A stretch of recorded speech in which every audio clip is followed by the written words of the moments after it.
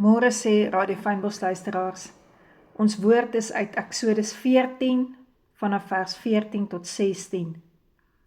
Die Here sal vir julle stry, julle moet stil wees. Toe vra die Here vir Moses, wat roep jy na my? Sê aan die kinders van Israel dat hulle moet wegtrek. En jy het jou staf op, steek dit op in die lug, uit oor die see, kloof dit, sodat die kinders van Israel dwars deur die see op droë grond kan trek. Hierdie jaar het jy al 'n paar maal hierdie Eksodus gedeelte gehoor. En jy gaan dit nog 'n paar keer hoor. Want dit is iets wat ek en jy moet copy en paste. Dit wat die Here stilte in jou wil bring, vrede in jou wil bring, om vir jou te sê, die Here sal vir jou stry. As jy in 'n stryd is, wat die onmoontlike moet gebeur, kan jy nie daai stryd wen nie. Die Here sal dit vir jou wen. Hoor wat sê Moses hierso. Wat het die Here vir hom gesê, toe hy aangehou roep het? God sê vir die kinders hulle moet wegtrek. So eenvoudig klink daardie antwoord net.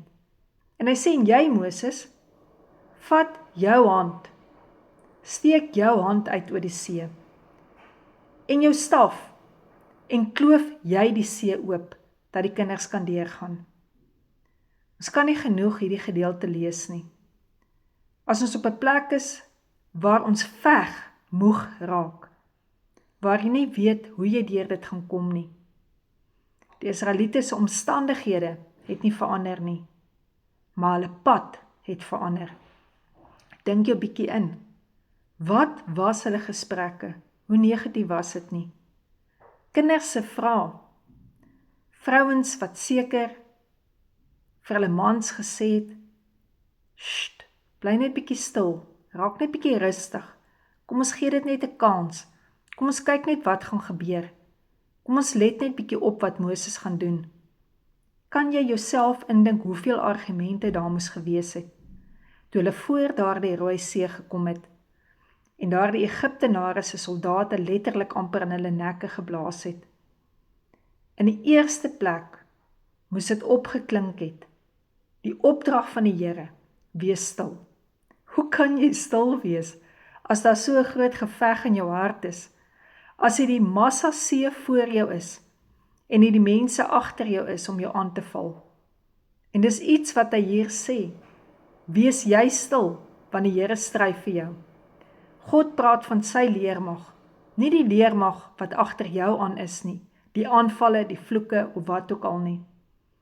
God het daar nie gekom en sy leermag opgerig teen hierdie Egiptiese soldate om te veg nie. Dis seker wat die Israeliete gedink het sal gebeur. Iewers sal hy nou engele opdaag en veg. Maar dit is nie wat die Here in gedagte gehad het nie. Hy kom en wat sê hy?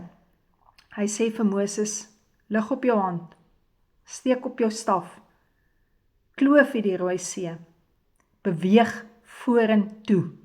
Moenie stil staan in jou geloof nie, beweeg vorentoe. Bid van die een gebed tot die ander gebed, aanhoudend moet net nie ophou bid nie, want dit is hoe jy aangaan tree vir tree. Kan jy jou dit indink? Wie's agter jou nou en wat lê voor jou? En toe hulle begin loop het, begin doen het, vorentoe gaan, wat God vir hulle gesê het hulle moet doen, toe kom doen God, wat hy vir hulle gesê het hy sal doen. Wees net stil, en ek dink in elk geval was hulle so verstom, toe daar die water 'n pad oop gemaak het, en hulle droë grond deurgeloop het, dat hulle nie 'n woord kon sê nie. En toe kom veg God vir hulle op 'n manier wat hulle nie gedink het sal gebeur nie.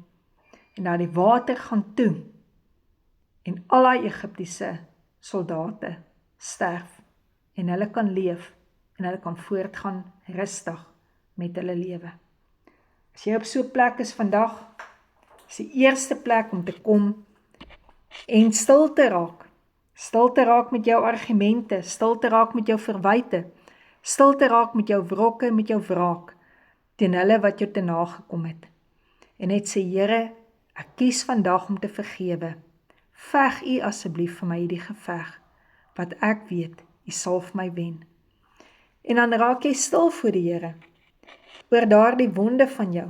Hou op net die hele tyd te kla oor dit, en sê net, Here Jesus, dankie, dat ek weet ek verstom sal staan, oor die genesing wat U my gee. Amen.